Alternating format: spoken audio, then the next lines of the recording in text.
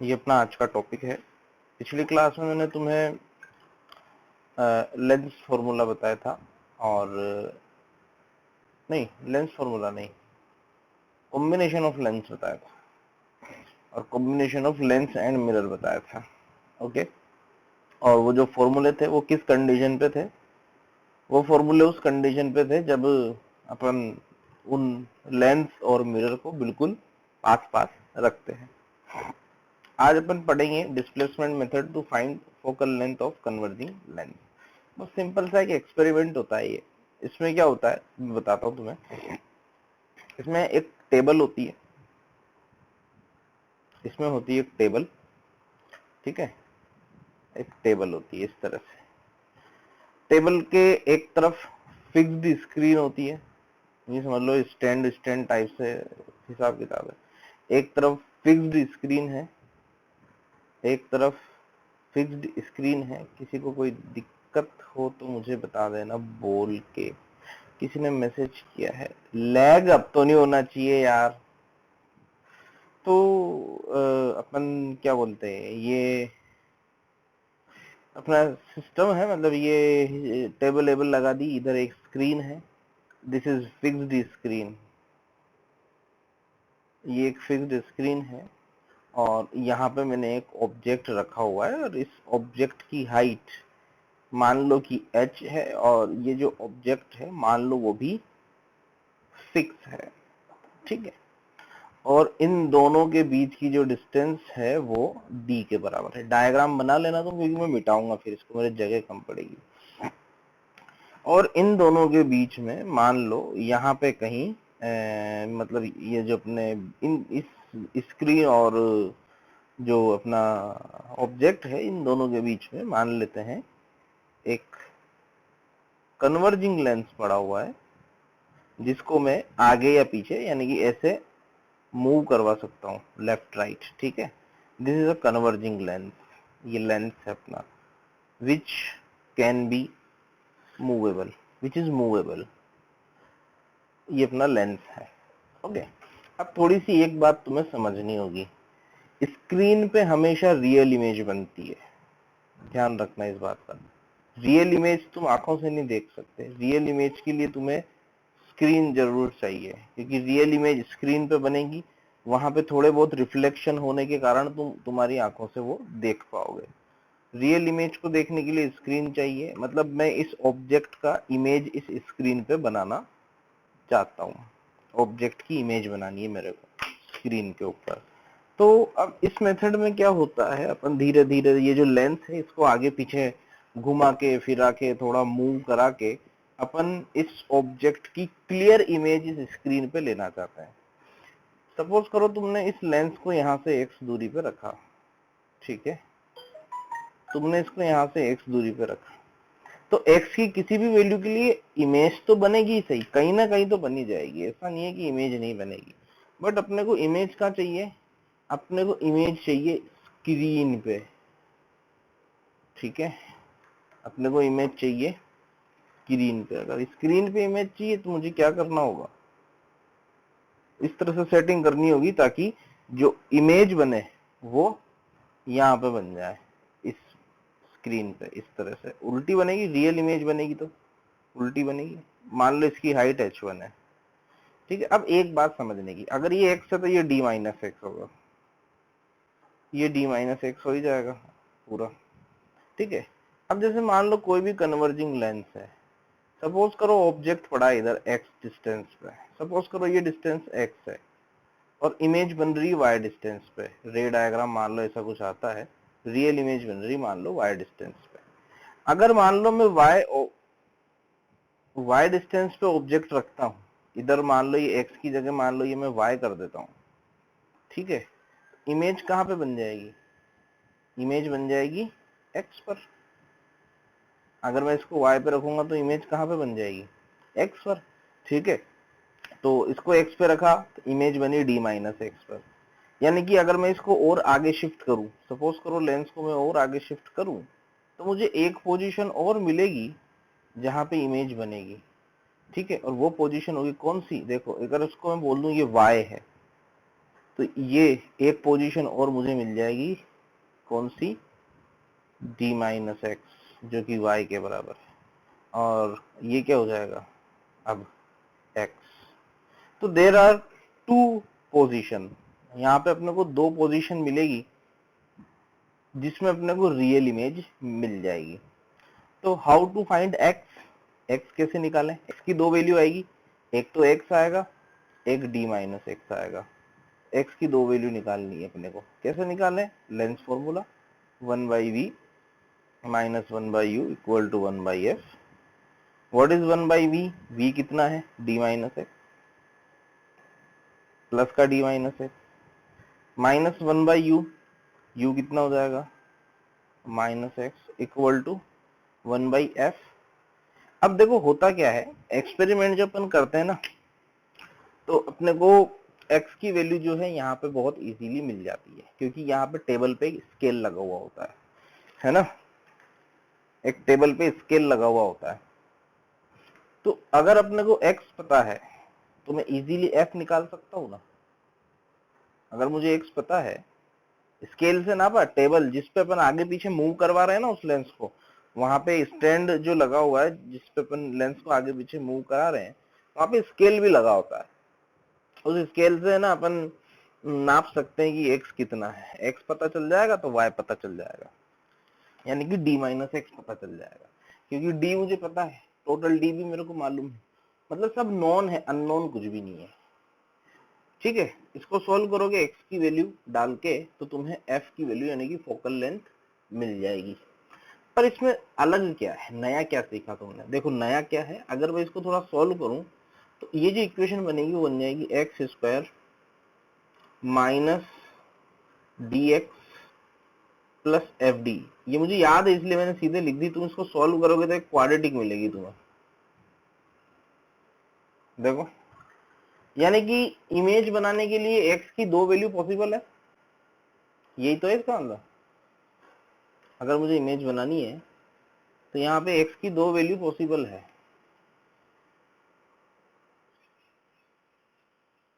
F plus का लेंगे ना, माइनस क्यों लेंगे, कन्वर्जिंग लेंस है ना, तो है ना। तो x square minus d x plus f d equal to 0। यहाँ से ये साफ साफ पता चलता है कि एक्स की दो वैल्यू है, मतलब अगर एक एक्स वन आया, मान लो सपोज करो एक्स इक्वल टू कुछ एक्स वन या एक्स है, तो दूसरा जो होगा वो डी माइनस एक्स होगा। ये समझने की बात है। एक्स की दो वैल्यू मिलेगी, एक तो एक्स और एक डी माइनस एक्स, जहां पे अपने को इमेज मिलेगी। पहली बार मान लो इमेज मिली h1 हाइट की, दूसरी बार मान लो इमेज मिली h2 हाइट की। ये ग्रीन वाला जब स्क्रीन के पास है तो इमेज छोटी रहेगी, समझना क्यों रहेगी इमेज छोटी, और जब ये ऑब्जेक्ट के पास है तो इमेज बड़ी रहेगी, क्योंकि मैग्निफिकेशन होता है v/u, याद होगा तुम्हें। तो मैग्निफिकेशन का मैग्नीट्यूड तुम देख सकते हो यहाँ से। अब यहाँ से नया क्या सीख रहे हैं तुम, देखना यहाँ से नया सीखने का ये होता है कि अगर मान लो मैं इसका डिस्क्रिमिनेंट ग्रेटर देन 0 करूं, यानी कि v square minus 4ac should be greater than 0 for real value of x। अगर x की मुझे रियल वैल्यू चाहिए, ऐसा होना चाहिए, इसका मतलब जो d है वो ग्रेटर देन और इक्वल टू 4f होना चाहिए। तो ये एक्सपेरिमेंट तभी हो पाएगा जब d ग्रेटर देन 4f हो। अब यहां से सीखने को क्या मिला? यहां से सीखने को ये मिला कि किसी भी ऑब्जेक्ट का अगर तुम्हें स्क्रीन पर वो बनाना है, इमेज बनानी है, तो उस इमेज और ऑब्जेक्ट के बीच की जो डिस्टेंस है, यानी कि जो d है, वो d कम से कम कितना होना चाहिए, वो d कम से कम 4f के बराबर होना चाहिए, है ना। तो minimum distance between real object and real image is 4f। ये याद रखने की बात आई, minimum distance between real object and real image is 4f। इससे कम जो इमेज में जब पहली बार लेंस x डिस्टेंस पे था तो मैग्निफिकेशन हो जाएगा v by you, only magnitude ले रहा हूं मैं, इसलिए प्लस माइनस का तुम दिमाग मत लगाना, ठीक है। तो d minus x upon x ये हो जाएगा h1 by H, only magnitude, नहीं तो माइनस आएगा, उल्टा है ना इसलिए माइनस आएगा। इसी तरह से दूसरे केस में x upon D minus x ये हो जाएगा h2 बाई एच, सॉरी उल्टा लिख दिया है, h2 by H v by U, इन दोनों को मल्टीप्लाई कर दो, इन दोनों को गुणा कर दो, तो इधर तो बन जाएगा d minus x x x खत्म, 1 बन गया, इधर बन जाएगा h1 h2 upon H square. तो ये याद रखना है तुम्हें, h square equal to h1 into h2, ये याद रखना है, ओके।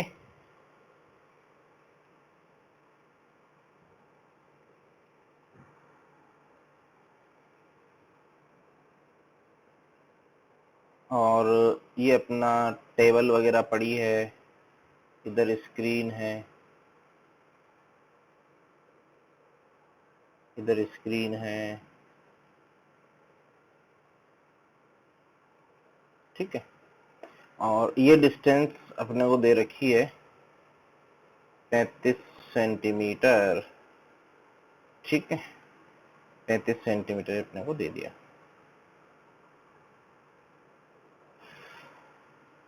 एक कन्वर्जिंग लेंथ है जिसकी फोकल लेंथ गिवन है,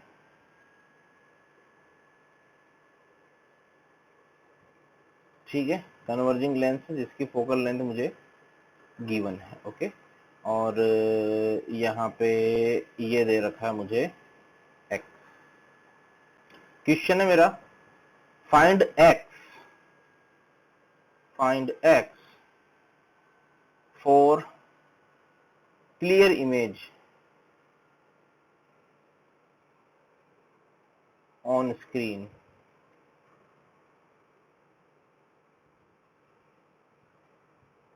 find x for clear image on screen.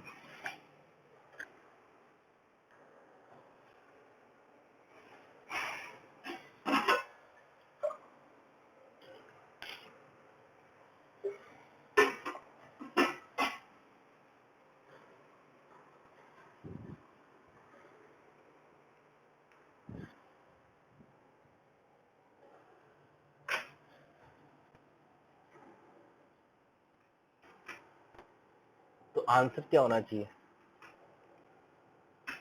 कुछ तो आंसर देंगे ना, नॉट पॉसिबल बोल सकते हैं क्या?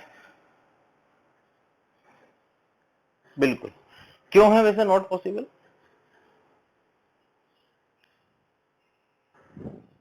बिल्कुल सही, बिल्कुल सही, सही बात, सही बात, बिल्कुल सही, बिल्कुल करेक्ट।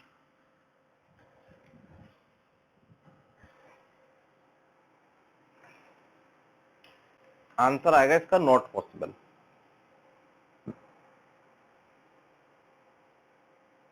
आंसर हो जाएगा उसका नॉट पॉसिबल, क्योंकि डी जो कि 40 होना चाहिए था वो 35 ही है, डी लेस देन 4f है, नॉट पॉसिबल आंसर हो जाएगा। चलो इसको थोड़ा चेंज करके 45 सेंटीमीटर कर देते हैं, 35 को मैंने 45 कर दिया। अब बताओ what is the value of x, अब बताओ एक्स की वैल्यू।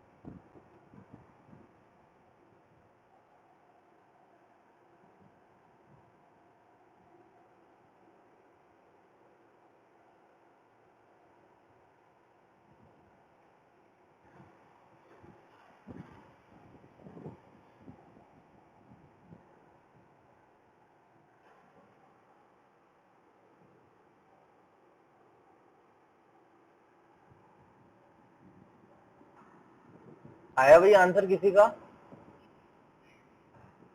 हाँ, कुछ भी नहीं है हार्ड कैलकुलेशन, इजी कैलकुलेशन है सब, कुछ भी हार्ड नहीं है कैलकुलेशन।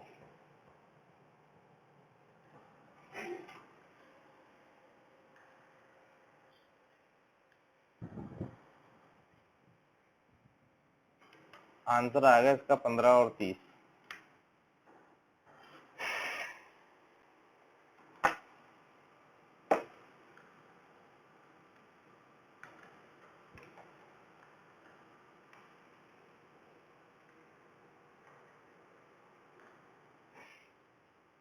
है ना?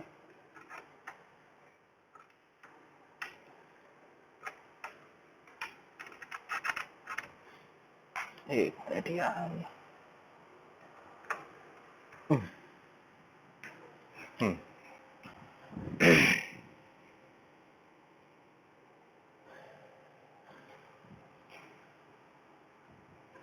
तो इक्वेशन मैंने थोड़ी देर पहले ही बनाई थी, देखो x square minus d x plus f d, इसको याद रखोगे फायदे में रहोगे, equal to 0। X square minus d x plus f d equal to 0।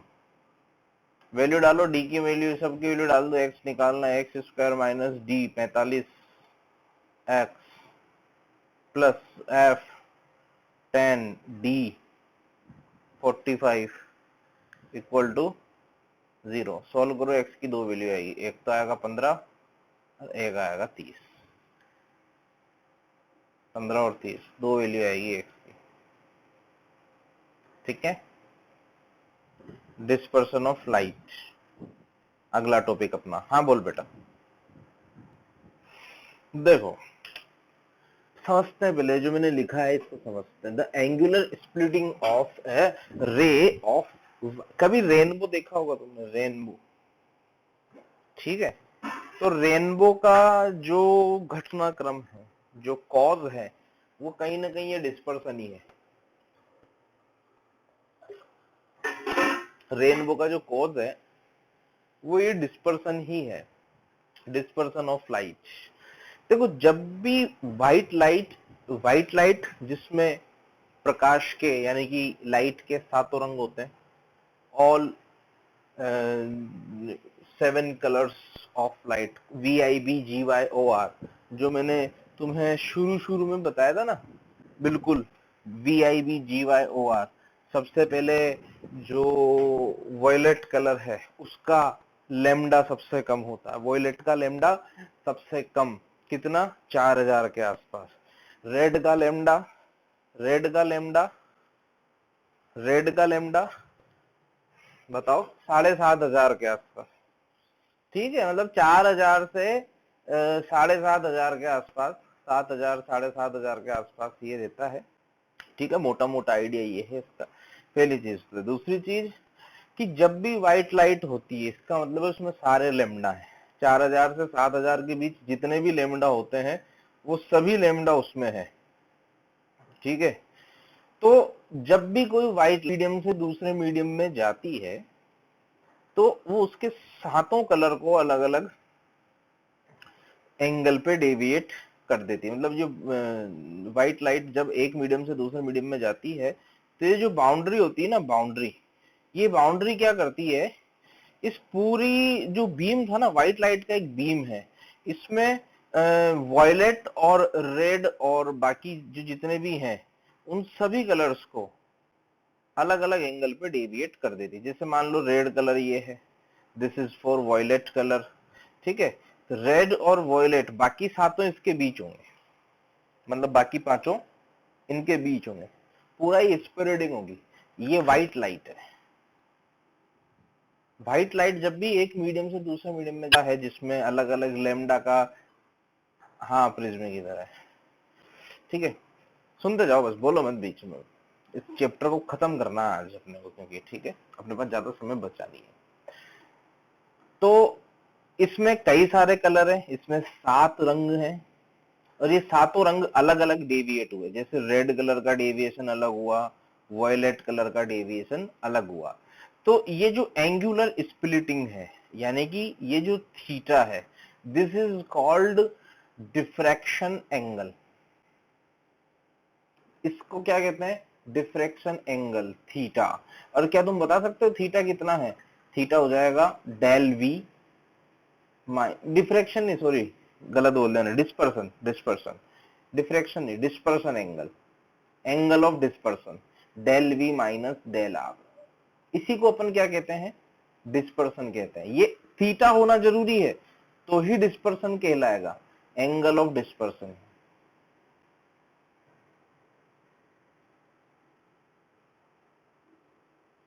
अब ऐसा क्यों हुआ? अलग अलग क्यों हुआ? वॉयलेट का डेविएशन ज्यादा है, रेड का डेविएशन कम है, बाकी सभी का भी इसके बीच में ही है, इसके बीच में कहीं ना कहीं येलो भी होगा। ठीक है, तो ये जो फिनोमिना होता है डिफ्रैक्शन सॉरी डिस्पर्सन का जो फिनोमिना है ये इसलिए होता है क्योंकि जो speed of light in a medium होती है, speed of light in a medium depends upon lambda, यूं समझ लो तुम, या फ्रीक्वेंसी। अलग अलग रंगों का वेलोसिटी अपन जानते हैं कि म्यू क्या होता है, सॉरी एन लिखते हैं अपन शुरू से तो एन ही लिख रहे हैं। एन क्या होता है? सी बाई वी होता है, होता है नहीं होता है? तो जैसे मान लो मुझे रेड कलर के लिए एन, भाई अलग अलग डेविएशन हुआ है सबका, अगर अलग अलग डेविएशन हुआ है तो रिफ्रैक्टिव इंडेक्स सबके लिए अलग अलग होगा। अगर रिफ्रैक्टिव इंडेक्स सबके लिए अलग अलग है इसका मतलब मैं बोल सकता हूँ कि सबकी वेलोसिटी अलग अलग होगी। हालांकि वो जो वेलोसिटी है वो बहुत माइनर सा फर्क पड़ता है, ऐसा नहीं बहुत ज्यादा अंतर होता है लेमडा में, लेमडा में नहीं सॉरी एन के अंदर बहुत ज्यादा फर्क नहीं होता। तो सपोज करो मुझे रेड कलर के लिए रिफ्रैक्टिव इंडेक्स लिखना है, किसी भी मीडियम में रेड कलर का रिफ्रैक्टिव इंडेक्स एन आर, ठीक है, तो सी अपॉन वेलोसिटी ऑफ आर। इसी तरह से मान लो मुझे किसी, मान लो बीच में येलो रंग है, येलो रंग के लिए लिखना है सी बाई वी आर, किसी भी मीडियम में, उस मीडियम में उसकी वेलोसिटी आ जाएगी। जैसे मान लो मुझे वॉयलेट कलर सॉरी येलो है ना, जैसे मान लो मुझे वॉयलेट कलर के लिए रिफ्रैक्टिव इंडेक्स लिखना है, वॉयलेट कलर के लिए तो मैं क्या लिखूंगा? सी बाई एन, क्या कर रहा हूं मैं, सी बाई वेलोसिटी ऑफ वॉयलेट, है ना। तो डिफ्रैक्शन का कारण क्या है? डिफ्रैक्शन का कारण, फिर मैं बार बार डिफ्रैक्शन बोल रहा हूं, क्या हो रहा है मेरे को? डिस्पर्सन, है ना, डिस्पर्सन। डिस्पर्सन का कारण क्या है? डिस्पर्सन का कारण ये है कि refractive index is different for different colours, है ना, इन अ मीडियम।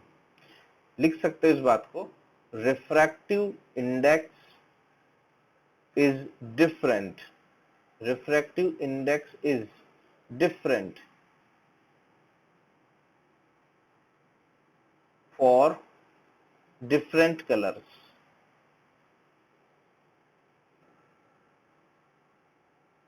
कलर्स यानी कि लैम्डा, क्योंकि लैम्डा ही तो है, अलग अलग लैम्डा के कारण अलग अलग कलर दिखता है, अलग अलग लैम्डा का कलर अलग अलग होता है।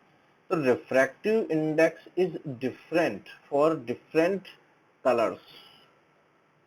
और वो जो n होता है किसी भी मीडियम में, जो n होता है लेमडा के पदों में, वो होता है a plus b by lambda square,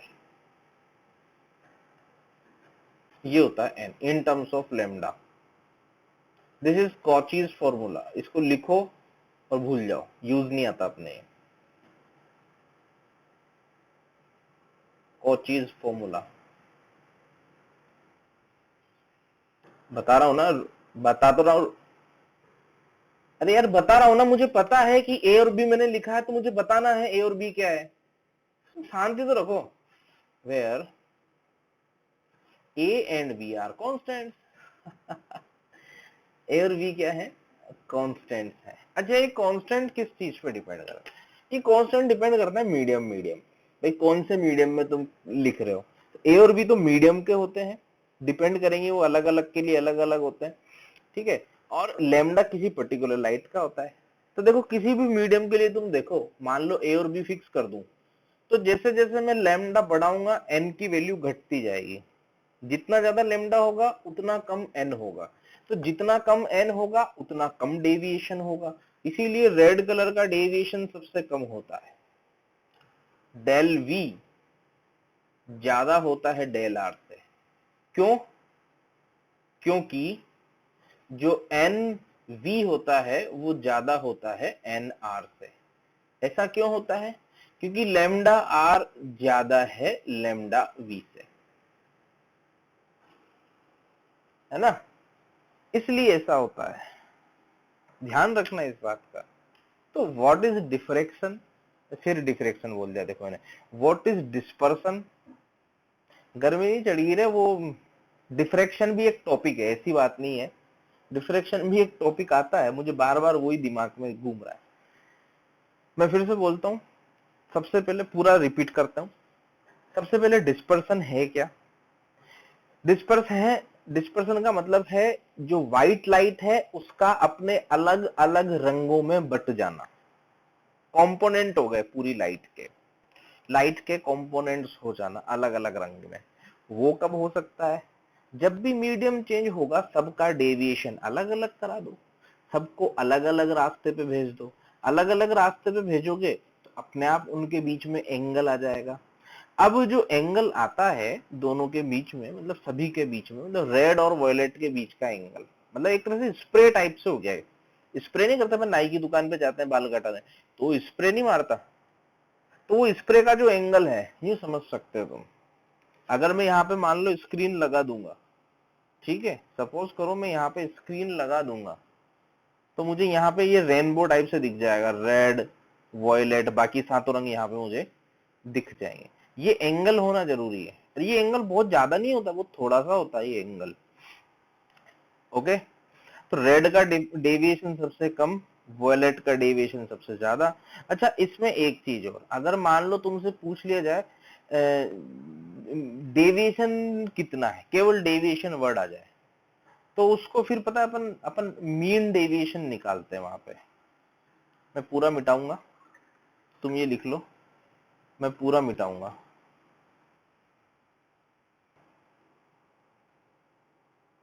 ठीक है, yellow colour is used for mean deviation.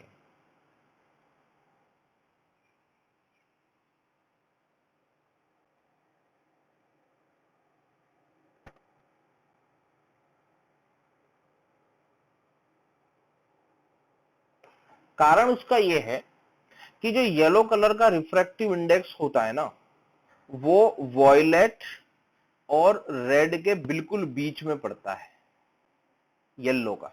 हालांकि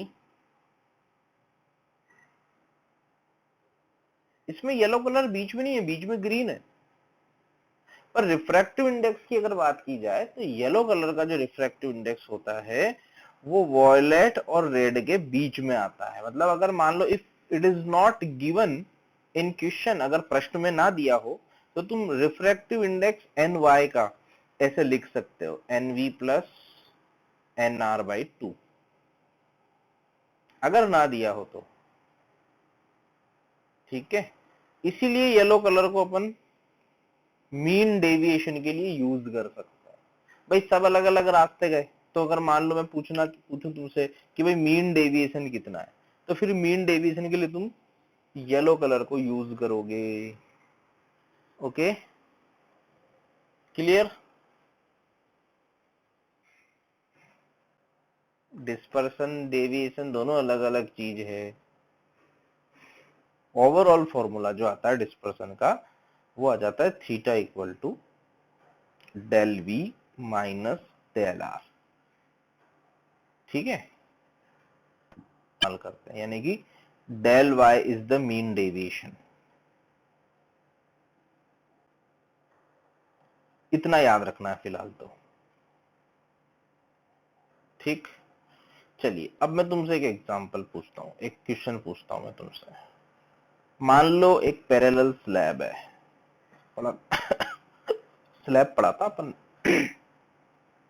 याद होगा तुम्हें, स्लैब अपने से पढ़ते हैं। ठीक है,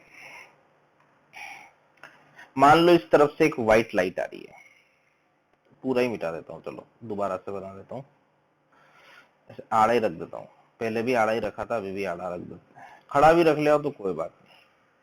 पैरेलल स्लैब, ओके, यहां से मान लो व्हाइट लाइट आ रही है, इधर से मान लो कोई व्हाइट लाइट आई, क्या होगा, जाना तो इसको सीधा था, ऐसे सीधा जाना था, पर इसमें जो रेड कलर होगा उसका डेविएशन यहाँ पे कम होगा और अंत में वापस ये पैरेलल निकल जाएगी, क्योंकि रेड कलर के लिए जितना यहाँ पे इंसिडेंट है, यहाँ पे रिफ्रैक्टेड है, उतना ही यहाँ पे इंसिडेंट होगा और कुछ ना कुछ वापस ये इतने ही एंगल पे, ये एंगल इनिशियल और फाइनल एंगल, ये आई है तो ये आई होता है, बताया मैंने पहले तुम्हें, चाहे अंदर रिफ्रैक्टिव इंडेक्स कुछ भी हो। ठीक इसी तरह से जो वॉयलेट कलर होगा वो भी कुछ ऐसे घूमेगा, वो ज्यादा घूमेगा, उसके लिए इंसिडेंट एंगल भी उसी हिसाब से होगा, पर अंत में वो भी पैरेलल ही निकलेगा। यानी कि एट लास्ट अगर दोनों तरफ मीडियम सेम है और ये एक पैरेलल स्लैब है, तो जो रेड कलर है और जो वॉयलेट कलर है, दोनों के लिए जो इंसिडेंट रे है वो पैरेलल होगी, यानी कि इंसिडेंट और रेड कलर की इमर्जेंट और वॉयलेट कलर की इमर्जेंट, ये तीनों पैरेलल है। क्या तुम बता सकते हो यहाँ पे थीटा कितना हुआ, कितना थीटा हुआ यहाँ पे, 0 थीटा, यानी कि यहाँ पे डिस्पर्सन कितना हुआ, 0। ठीक है, अगर इस केस में कोई तुमसे पूछ ले कि भाई बताओ डिस्पर्सन कितना, 0। क्यों, खुला नहीं, एंगुलर स्प्लिटिंग होनी चाहिए। अगर मान लो कोई तुमसे पूछ ले बताओ what is the mean deviation, क्या आंसर दोगे तुम, मीन डेविएशन 0, पैरेलल निकलेगी ना, येलो भी तो पैरेलल निकलेगी, सातों कलर पैरेलल निकल जाएंगे, ये भी हो जाएगा 0।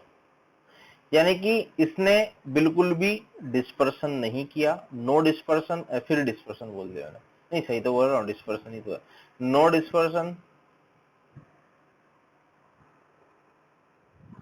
नो डेविएशन, डिस्पर्सन भी नहीं है, डेविएशन भी नहीं है। तो स्लैब एक ऐसी चीज है जो ना तो डिस्पर्सन शो करता है ना डेविएशन शो करता है। चलो अब आ जाते हैं अपने मेन खिलाड़ी प्रिज्म पे। ठीक है, प्रिज्म की बात कर लेते हैं। बड़ी सिंपल चीजें, इसमें नया कुछ भी नहीं है, बस तुम्हें अलग अलग कलर के लिए काम करना है, बाकी सब चीजें से है। चलिए मान लो कोई प्रिज्म है और प्रिज्म में मान लो व्हाइट लाइट आ रही है एक तरफ से, मान लो ये एंगल है कुछ, इधर से मान लो व्हाइट लाइट आई, ठीक ऐसा है, जाना इसको सीधा था, अच्छा वाला जा रही थी ये, पर रास्ते में आ गया प्रिज्म। इसके लिए जो है रेड कलर के रिफ्रैक्टिव इंडेक्स के बारे में भी दे रखा है, इसमें अपने को वॉयलेट कलर का रिफ्रैक्टिव इंडेक्स भी दे रखा है, दोनों का रिफ्रैक्टिव इंडेक्स अपने को दे रखा है। ओके, तो रेड कलर का डेविएशन कम होगा, यहाँ से कुछ ये मुड़ेगी और यहाँ से थोड़ा और मुड़ेगी, जैसा कि प्रिज्म में मैंने बताया है। ठीक है, ये मुड़ गई, ये हो गया मेरा del r, total del r ये हो गया, हुआ नहीं हुआ। इसी तरह से वॉयलेट की अगर बात करूं तो वॉयलेट पहली बार में ज्यादा मुड़ेगा, दूसरी बार में और ज्यादा, मान लो ये हो गया अपने, यहाँ भी वही हो रहा है अपने, ये अपने नॉर्मल है, ये इंसिडेंट, ये रिफ्रैक्टेड। क्योंकि वॉयलेट के लिए अपने रिफ्रैक्टिव इंडेक्स ज्यादा होता है, रेड के लिए रिफ्रैक्टिव इंडेक्स कम होता है, इसलिए वॉयलेट ज्यादा डेविएट। स्लैब के केस में तो जितना सीधा हुआ था उतना ही वापस उल्टा हो गया, दोनों दोनों रेज और बाकी बीच वाली सारी। यहाँ पे ये डेल आर होगा कुछ और डेल वी भी होगा, दोनों अलग अलग हैं, दोनों इक्वल नहीं है। यहाँ पे एंगुलर स्प्लिटिंग हो रही है, और जहां भी एंगुलर स्प्लिटिंग होगी theta is not equal to 0, यानी कि डिस्पर्सन होगा।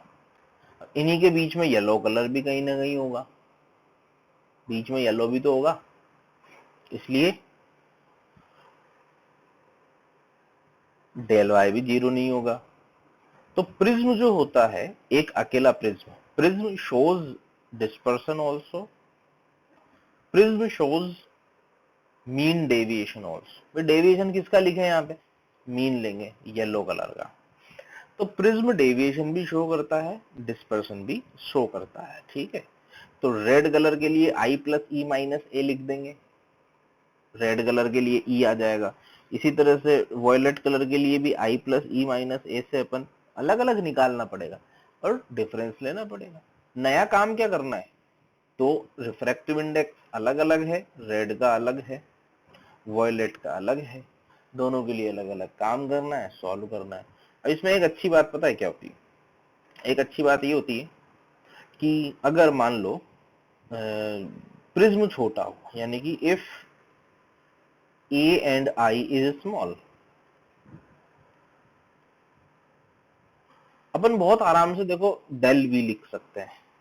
बताओ तुम क्या लिख सकते हो del v, n minus one into a, n violet, violet के लिए n बहुत माइनर सा चेंज होता है, बहुत ज्यादा नहीं होता, ऐसा नहीं होता एन वी बराबर ढेर है तो एन आर जो है वो एक ही रह जाएगा, या ऐसा नहीं होता है ना। तो ये है N V equal to C, N V minus del V equal to N V minus one into A. किसी भी मीडियम में सभी रंग का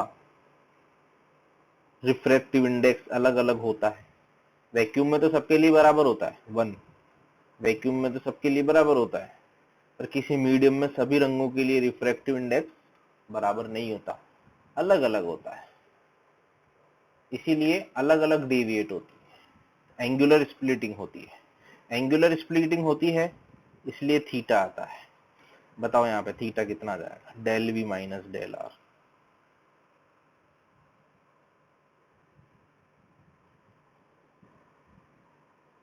तो फॉर अ स्मॉल प्रिज्म, छोटे प्रिज्म के लिए जिसमें एंगल ए स्मॉल हो, उसके लिए तुम ये फॉर्मूला यूज कर सकते हो, only for small angle, minus करके डायरेक्ट लिख दिया मैंने। And what is mean deviation, mean deviation क्या होगा बताओ, बता सकता है कोई, N Y minus one into A. तो तुम नया क्या कर रहे हैं अपन, कुछ नहीं, तो अलग क्या किया, refractive index.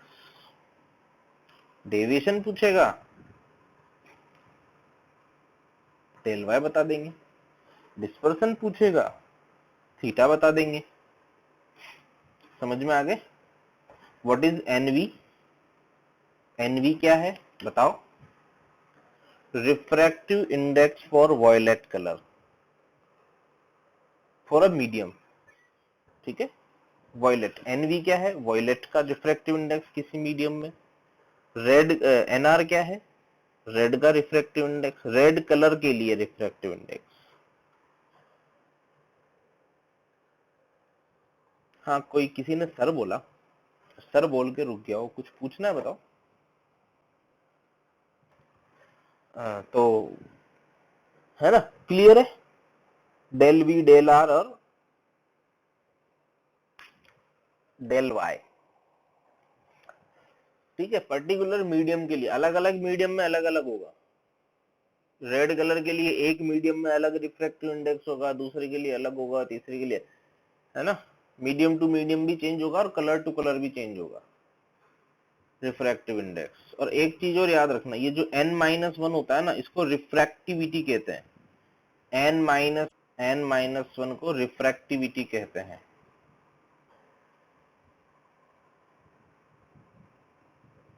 n minus one is called refractivity. बात समझ में आई, ठीक है, क्लियर है भाई। कुछ अलग नहीं कर रहे हैं अपन, वो प्रिज्म में जो किया अपन ने वही काम है, बस अलग अलग रंग के लिए अलग अलग मोड़ना है अपने को, इतना सा काम है। चलो फटाफट से खत्म कर देता हूँ इसको, नहीं तो टाइम समाप्त हो जाएगा मेरा।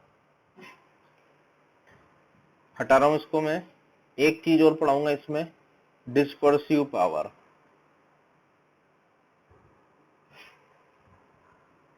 पहले पूरी बात सुनना फिर पूछना जो भी पूछना। Dispersive power, dispersive power. चलिए जी, सबसे खास बात ये लिख लेना, it is property of a medium. ठीक है, या बोल सकते हो डिपेंड्स ऑन मीडियम।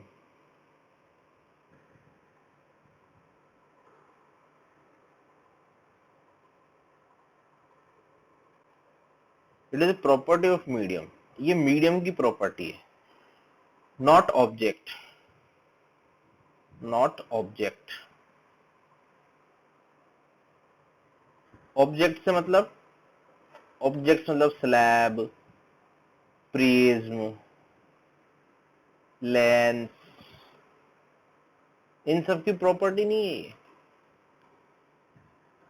ठीक है, ये इन सब की प्रॉपर्टी नहीं है। चाहे प्रिज्म हो चाहे लेंस हो, जैसे कांच का प्रिज्म है, चाहे कांच का लेंस है, चाहे कांच का स्लैब है। हालांकि स्लैब डिस्पर्शन नहीं करता, पर फिर भी उसकी डिस्पर्सिव पावर है, और वो डिफाइन होती है इस फॉर्मूले से।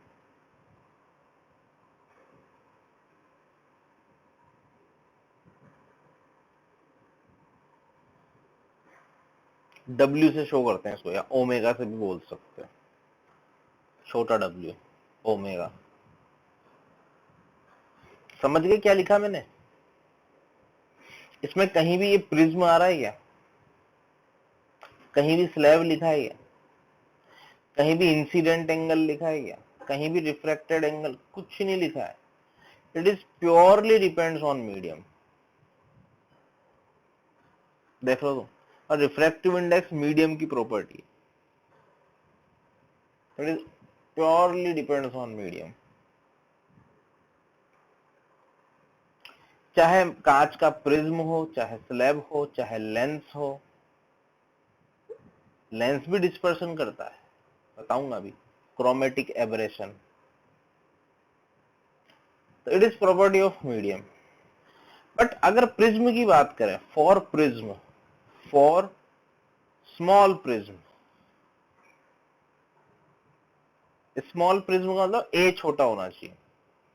तो देखो स्मॉल प्रिज्म के लिए इसको मैं ऐसे लिख रहा हूं, एनवी माइनस एनआर है, इसको मान लो मैं ए से गुणा कर देता हूं, और नीचे एन वाई माइनस 1 है, इसको भी ए से मैं गुणा कर देता हूं। क्या बन गया ऊपर? Angular dispersion. ऊपर क्या बना? Angular dispersion.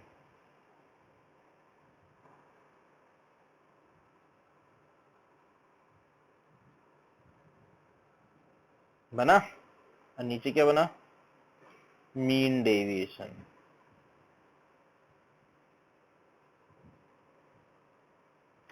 This is only for prism. Prism के लिए ये फॉर्मूला लगा सकते हो, angular dispersion upon mean deviation.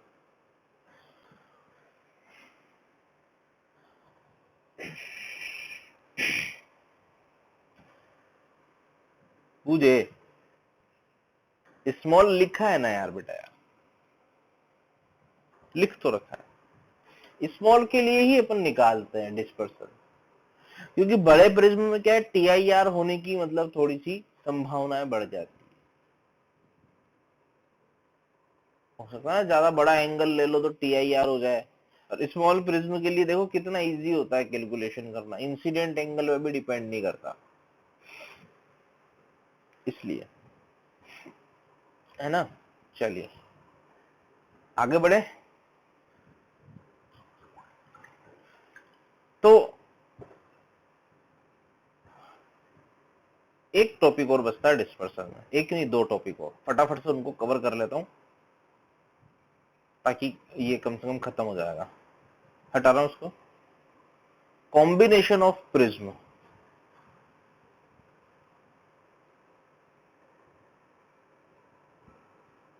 Of prism, ठीक है। और कॉम्बिनेशन ऑफ प्रिज्म में भी अपन छोटे प्रिज्म मान रहे हैं, यूं मान के चलो तुम, स्मॉल प्रिज्म है छोटा, जैसे मान लो, ताकि पास पास रखे जा सके उन्हें। एक प्रिज्म ऐसे रखा, दूसरा प्रिज्म मान लो ऐसे रख दिया, एक लाइट इधर से आई, व्हाइट लाइट, इससे थोड़ा बहुत डेविएशन होगा, डिस्पर्सन होगा, डेविएशन डिस्पर्सन होगा, फिर अगले वाले से और थोड़ा डेविएशन थोड़ा डिस्पर्सन होगा। तो यदि दोनों इस तरह से रखे हुए हो, तो जो थीटा नेट अपन लिखते हैं, नेट डिस्पर्सन, वो लिखते हैं अपन θ1 प्लस θ2। ऐसे ही जैसे मान लो कि पहले वाले प्रिज्म ने 2 डिग्री खोल दिया, मान लो पहले वाले के लिए 2 डिग्री आया θ1, दूसरे वाले ने और 2 डिग्री खोल दिया, तो टोटल कितना डिग्री स्प्रेडिंग कितनी हो गई, 4 डिग्री, ठीक है। सिंपल सी चीज है भाई, दोनों का जोड़ दिया, 2-2 डिग्री दोनों ने खोल दिया। अगर मान लो तुम्हें मीन डेविएशन लिखना हो तो अगेन दोनों का total del y1 plus del y2, simple है। अगर मान लो एक प्रिज्म को सीधा रख दूं और दूसरे को उल्टा रख दूं, तो दोनों के रिफ्रैक्टिव इंडेक्सेस दे रखे हैं, दोनों प्रिज्मों के लिए रिफ्रैक्टिव इंडेक्स दे रखे हैं, दोनों सब कुछ डेटा पूरा गिवन है मान लो, और इधर से मान लो ये एक इंसिडेंट आई, तो ये तो इधर घुमाएगा और दूसरा वाला वापस उधर घुमाएगा, ऐसे ही तो करेगा। थीटा नेट, मान लो पहले वाले ने θ1 से खोल दिया, दूसरा वाला उल्टी प्रोसेस करेगा, उल्टा रख रखा है उसको, उल्टा करने की कोशिश करेगा, θ1 माइनस θ2। और अगर मान लो डेल y नेट लिखना हो तो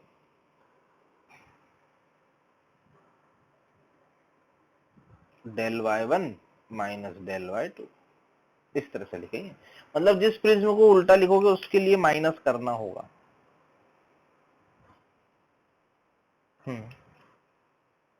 नहीं, क्यों करेगा,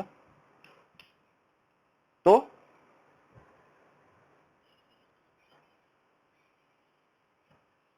क्यों निकलेगी, जरूरी थोड़ी है।